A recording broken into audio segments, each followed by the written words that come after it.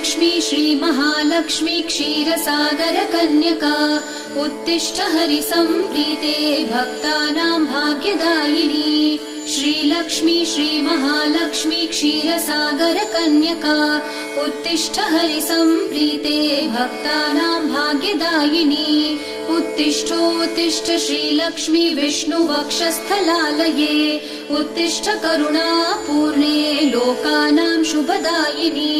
उत्तिष्ठोत्तिष्ठ श्रीलक्ष्मी विष्णुवक्षस्थलालये उत्तिष्ठ करुणापूर्णे लोकानां शुभदायिनी।